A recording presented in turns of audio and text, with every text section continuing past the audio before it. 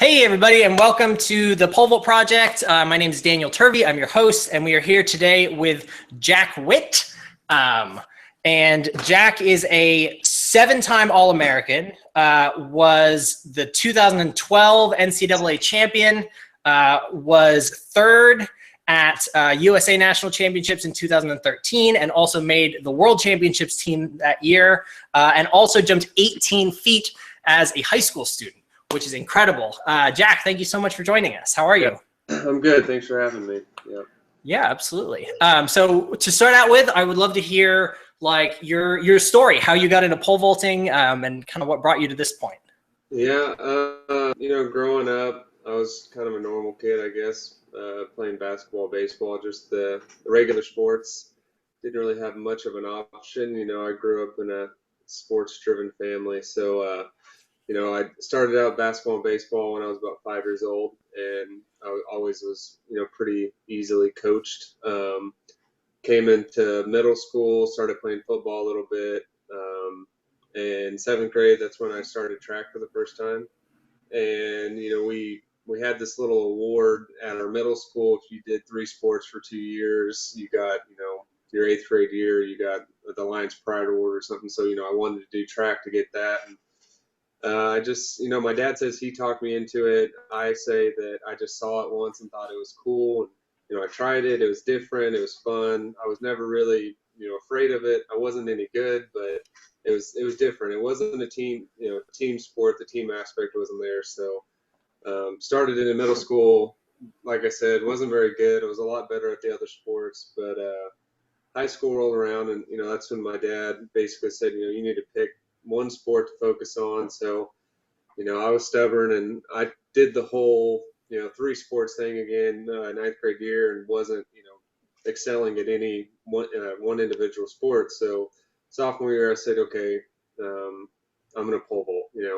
That was my thing. I was tired of the team sports. I didn't want to do it anymore. And it was kind of like my breakthrough year. I jumped 11.6 as a freshman, and my first meet as a sophomore, I jumped 11.6, and then by that end of that summer, I jumped 16 foot. So, and I jumped 11.6 to 15 pretty much on my own. I don't know how, honestly, other than I grew a little bit, gained some weight, got strong, and just went out there and hit it hard every single day.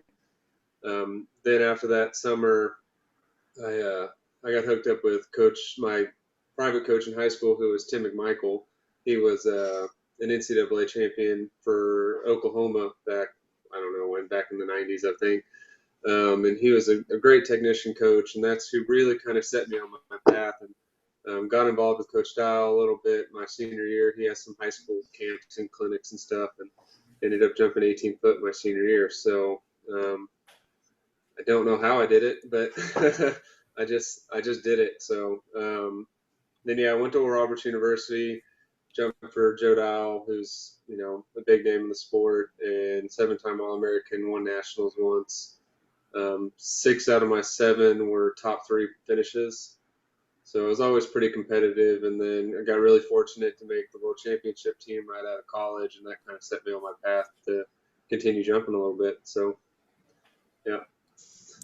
Awesome. And I'm sure your training evolved a lot. I mean, like you said, you were kind of on your own for the first few years of high school, and then, got some technical coaching and stuff. But in terms of like what you did, other than the technical component, how has your training evolved over the years? Well, it went from basically nothing other than pole vaulting to actually running a bit. So, yeah, my freshman year really kicked my tail pretty hard. But yeah, it was a definitely kind of a shock to the body, and made me realize that there is more than just pole vaulting when it comes to getting better being a pole vaulter. Went from high school just jumping any day the sun was out to, we do a lot more volume type stuff, a lot of running, not so much a whole ton of jumping. We jump once a week, and then if we have a meet, occasionally we'll jump twice a week, but we're trying to just really kind of keep our bodies fresh and healthy and not banged up. And then, we lift 4 times a week, and we have an active recovery day, and then we have the weekend off to just kind of relax and, get back and ready for Monday again. So yeah, I jumped well in high school, but I couldn't begin to tell you how, other than I had a couple great coaches helping me along the way. Because I didn't even know what the word run meant other than 110 feet. So I lifted a little bit, but it was just like going there and bench and curl and a lot of stuff that has nothing to do with pole vaulting. But yeah, I mean, I had a passion for it. I had a goal, and when I met that goal, I set another goal, and I always just stayed on track. I never strayed away and did stuff that I wasn't supposed to be doing, and it all worked out in the long run. So yeah, now I'm here. Very cool. Very cool. And you also hit a big growth spurt at some point, right? Am I remembering this correctly? You're like a big guy for pole vault.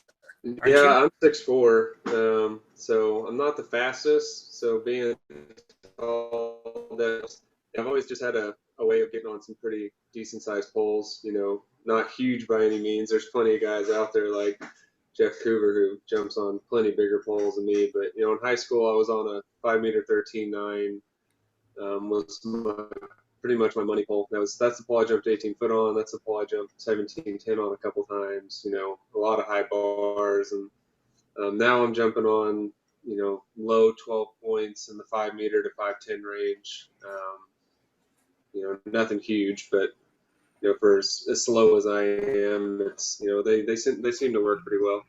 Yeah, my sophomore year I gained about 20-25 pounds and grew 2 or 3 inches. My driver's license from my freshman year said, I think 6'1", 150. And then I was, every bit of 170 and 6'3" my sophomore year. So yeah, that definitely helped. I went from a 14 foot 165 to a 16'5", 185 that year. So if you put weight in the right place, it'll transition to bigger poles and higher jumps. Yeah, absolutely. And I think having, probably the growth spurt coupled with the introduction of some really great coaches at that same time, probably, it all came together just right.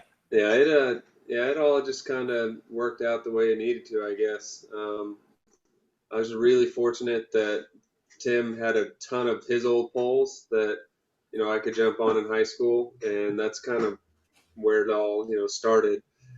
Just having somebody there that knows what they're talking about, or even somebody that halfway knows what they're talking about. If you have the equipment and if you personally want to get better, that's all I did my sophomore year was jump and watch video and soak in good advice, tune out the bad, and I would watch a video and be like, man, I think they're doing this. So then the next day I'd go out there and I try to do that, and video everything you can and then watch it over and over and over again. I think Coover on his, he said he used to watch the Neo Vault things every month. Well, in high school I had a couple of those, or in college, excuse me, I would watch them every single night before I go to sleep. And then after practice, I'd watch all my practice jumps before I go to sleep. And yeah, it's just the type of passion you got to have if you want to be good at the sport, unless you're just athletically gifted, which I didn't really have that. So.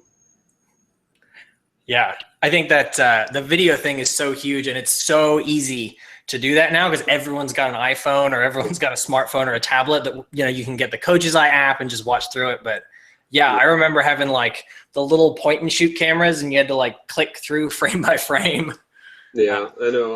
I coach out at Oral Roberts a little bit with Coach Dow, and that's one of the hardest things I can get through to the athletes there. It's just video everything, running, any type of pole vaulting drill, jumping, especially jumping meets, and half the time they do it, half the time they don't. And my whole thing is, well, it's kind of hard to see what you're doing wrong if you don't have it on video. A good coach can only point out so much, but that's the biggest thing that ever helped me was, my wife now, who was my girlfriend back in high school, she videoed. She was at every practice, every meet, and she was my little videographer. So I got pretty fortunate there. Awesome. Very cool. I wanted to ask a little bit, I know this is a big topic in pole vaulting, but the safety component. Pole vaulting, I think inherently is a little bit dangerous. I mean, throwing yourself up in the air on a stick is not, the safest thing to do inherently. But I think that's part of what attracts a lot of people to it. I think in a world that's so increasingly, filled with like health and safety regulations and, everything's got to be, kind of padded and kid gloved all the time. I think the danger of pole vaulting is something that attracts people to it. But we do need to be safe about it. And that is a hugely important thing. I think especially at the high school level, while people are still figuring out how to do it, their jumps are a little more all over the place while they're still, getting that control. Do you have any advice for someone that might be in high school and, wants to have a few things to keep in mind in terms of pole vault safety? Yeah, I mean, just if you have if you can find a good coach or somebody that has done it or has been remotely successful in it. But, for me, it's just, I know me and you talked about this a little earlier, but it's just about getting those fundamentals down. And I know that could be some of the most boring things in the world, but, I jumped 15 foot before I started working with Tim McMichael, and we didn't change much until after I was done competing my sophomore year. And I think for like 2 months straight, he didn't let me bend a pole until I was planting and, getting my arms up and driving my knees and taking my chest through the way he wanted me to. And then it was like 2 months after that, or 2 or 3 months later, I was, bending the pole, but I wasn't able to swing up. He wouldn't let me swing up. It was all just, again, planting, getting through the box, creating pole speed, making sure I was, putting those last 2 steps down, accelerating, and was some of the most boring stuff in my life, but I enjoyed it because I was finally learning something. I wasn't just going in there and, doing stuff on my own. So I was taking it, and but yeah, it's pole vaulting can be a safe sport if you know what you're doing. If you have somebody there to tell you what you're doing wrong and how to fix it to make it a safe thing. But it can also be a very dangerous sport. I explain it like, when we get hurt as pole vaulters, it's generally we end up in the hospital, whereas most sports, if you get hurt, it's, oh, I sprained my toe or I, twisted my ankle or something. And it's like, okay, but you take the risk for the reward because we do something that, the general population's never even seen, let alone tried, or you get the guys, yeah, I pole vaulted back in high school. I think I jumped, 8 foot or something. And it's like, well, to be successful, you do have to have those fundamentals in order to be safe. Because if you're not safe, you're going to constantly be getting hurt. And, I've pretty much done every single thing that you could possibly think of. I've broken poles, got launched into standards, spit back on the runway on my belly, went off the back of pits. I've gotten stabbed by the pole. I've, but it's never happened bad enough to where I've ended up in the hospital or something. But I think that correlates with I had, Coach McMichael was somebody who really focused on the run and takeoff, getting the pole moving. We never pushed grip. I was always under gripping for the longest time, but that's what I liked. I liked feeling the pole moving. It's almost like as if I was chasing it, but I was really consistent that way. And, then Coach Dow was kind of the opposite. We worked more on, what we do after we take off the ground, but I think that's because I already knew how to, run in there and do that from Tim. And yeah, I mean, I'm all for safety, but I think, I don't know if you've seen some of my social media, but I'm not a huge fan of the box collar. I think it causes more issues than it helps. I've been a personal victim a couple times of it. But yeah, I mean, I'm all for being safe, but I think all these new regulations and rules and stuff, it's hurting the sport more than it's helping. They started with the box collar, which costs like, I don't know, $500, which is ridiculous for a little $20 pad. And then now they're trying to move into this soft box thing that's going to cost, $1,500 to $2,000 to get put in and installed. And, that's just going to kill the sport of pole vaulting because, most schools don't have it in the budget to buy a $400 pole, let alone a $2,000 box. It's just, I don't know. And I think if you just teach proper technique, you don't push your grip too high, you don't try and get on big poles for no reason. If you have that option, I know a lot of schools have one pole, and but still you can stiff pole on it. You don't have to be bending the pole right off the bat. I think that would save a lot of people from getting injured if they just had the proper instructions and equipment. And if you're going to do it, be smart about it. And just because one person's gripping 16 foot on a 16.5 200 doesn't mean you have to go in there when you weigh 150 pounds. So I don't know if that answered your question, but yeah, just proper technique, proper instruction, make sure your grip's in the right place. Make sure there's nothing around the pit that you can come back and land on, or make sure your poles aren't getting spiked or hit by standards, or make sure you grab the right pole. And I have a couple athletes at ORU who are 21 years old that occasionally will pick up the wrong pole, which I'm not real sure how that happens, but that's why I tape all my poles different colors, because that shows Coach Dial what pole I'm on, and then that shows me make sure I don't grab the wrong pole. But yeah, just make sure the right stick's in your hand and you're hitting your marks and you're not coming from different steps, and just little stuff like that will go a long way. So awesome. Yeah, that definitely answers my question. And I think you raise a really good point. The box collar. It's yeah. I think the idea behind it is a good one, and it's if you don't have a coach that really knows what they're doing and can teach you those fundamentals, pole vaulting is a little more dangerous, and maybe we need some kind of extra safety equipment, to address that. But if you do have a coach that knows what you're doing, that stuff can kind of get in the way a little bit. I think it causes more issues. Like I said, the box is smaller, which is already, that just doesn't make sense to me. Why would you make the target that you're trying to put your pole in smaller for the new beginners, especially with outdoor seasons and bad winds, and meets always don't, flip the pits around. On top of the pits, the majority of the old pits aren't designed for it. So it's like you throw that 4-inch thick pad in there, and all of a sudden it's hanging over the little edges where the pole's supposed to rotate into, or the pit's hanging over 2 inches, and all of a sudden it's hitting it. It's not moving. I go to college meets, and I have to personally walk in there and pound it off to the side or scoot the pits over, because kids are coming up short or getting thrown left and right, and you add that to bad conditions, and it's just that's not good. I'm not pro box collar, I'm pro safety, but I think that's just it's dumb.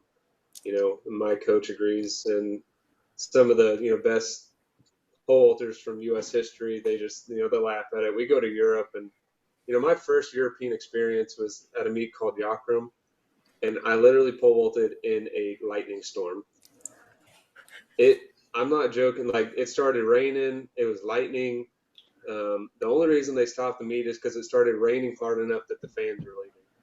The wind was just 30 mile an hour, just back and forth in our face, cross. And as soon as I stepped up to jump it, I think it was like 540, it was just the biggest, like, across the skies. And I look at my agent like, do I jump? He's like, yeah, go ahead. It's like, they don't, the pits are 15 foot wide. I feel like they think the deeper the pit, as in like the height of the pit, is safer versus length and width. And then my second meet was the pit. They brought out little twin mattresses for the front buns because they didn't have front buns, and the pit was surrounded by cinder blocks, and it was like the standard was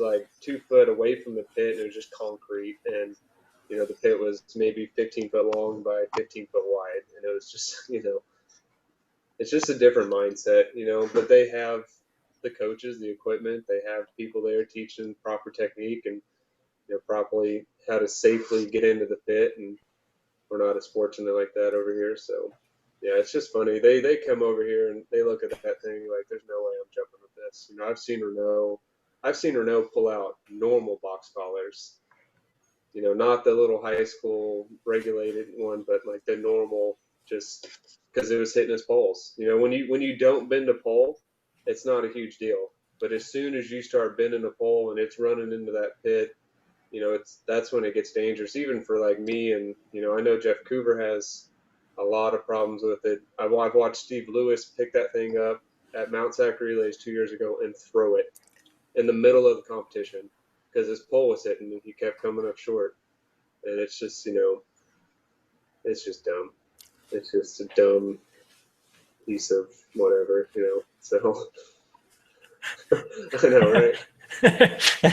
Yeah, definitely. So let's see. Traveling to some of these big European meets, and Jochrum's one that I keep hearing about from a bunch of different people. It sounds like something that I want to go and check out at some point. Yes. I'm sure that there's a lot that goes into traveling to compete overseas and going to all these different big meets. How do you handle that mentally? Like approaching those big meets, traveling in all these different conditions and stuff like that. I look at it in the standpoint is you just got to have fun. I can only do this for so long, and this is an excuse to not step into the real world, I guess. Get a suit and tie and sit at a desk, and I'm just gonna ride this train as long as I can. I'm very fortunate that my wife is, she's got a good job. She's a registered nurse, and my parents help out. And, I got a lot of, outside sponsors, and Nike's been a big part of it. And, it's just about, going in there, having fun. You can't control the outcome of the other people. You can't control the weather.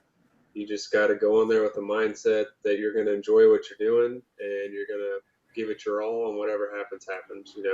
Obviously there's a competitive aspect in there that you always want to win, especially when there's money or, teams on the line or stuff like that. But, you got to take the good with the bad and the bad with the good and learn from your bad experience and just enjoy your good experiences. So, yeah.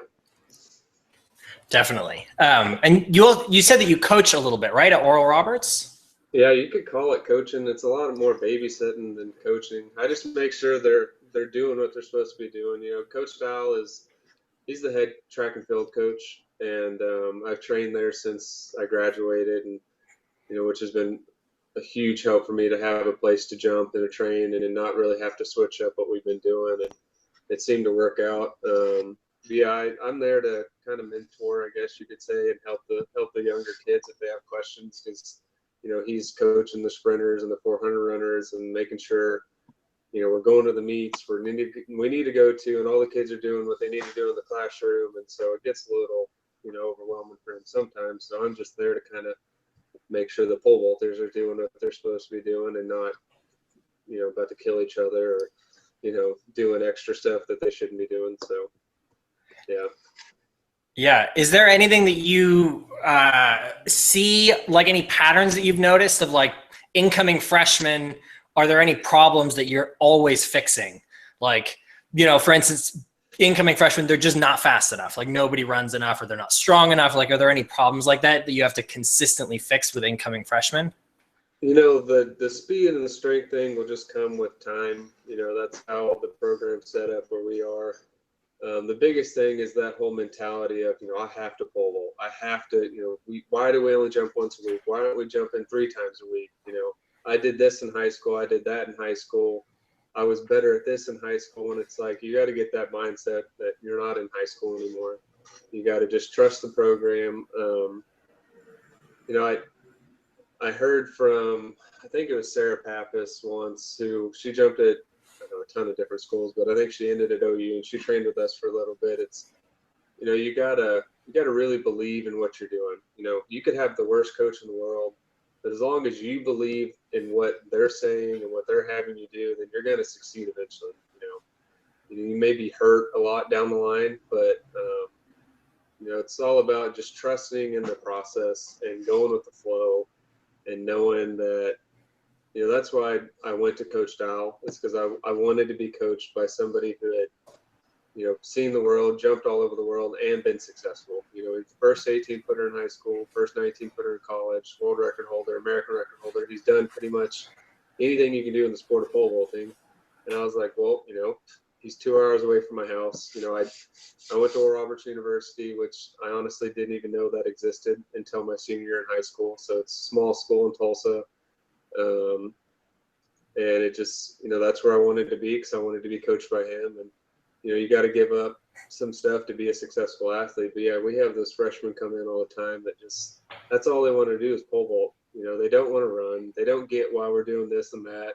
They don't get why we have to lift, why we have to recover and sleep and eat right. And, some of them gain weight, some of them lose weight because they're not lifting the way they need to. And it's just finding a good balance. So, that's kind of why I'm there, is I just kind of keep them in check, I guess. Half the time they don't listen to me anyway, because it's a hard role to play, because I am training. So most of the time they see me as a peer instead of as a coach. But every now and then they'll come to me like, oh, why are we doing this? Why are we doing that? And it's like, oh, now you want my advice, So, but we got a couple good freshmen, and we have a junior that's been doing really well the last couple of years. And Tommy, Coach Giles' son's there now, and he's gonna be pretty good once we can get him healthy. And then the girls are doing well. So yeah, it's just about getting them focused on and trusting in what we're doing. So yeah, I think that's a really important point, the trusting what you're doing. Because you were saying even if you don't have a good coach, trusting what you're doing goes a long way. And I think, for a lot of people that do have a good coach, if you're second guessing what the coach is telling you to do, if you're going, oh, well, we did this in high school, why aren't we doing this? If you're thinking that, like say you're supposed to be doing 50-meter sprints and you're thinking in your head, this is dumb, I want to be pole vaulting instead, you're probably not giving those 50-meter sprints 100% of your effort. And like doing the best program with 80% effort is never as good as doing a bad program with 100% effort. Yeah, that's because we have a ton of people on the team that they put in the work, but there's a difference in doing the workout and really doing the workout. But then again, there's times where they go in and they do the workout and they overexert themselves, and the next day we're trying to jump and they can't even walk down the runway, let alone run. So it's about finding a good balance.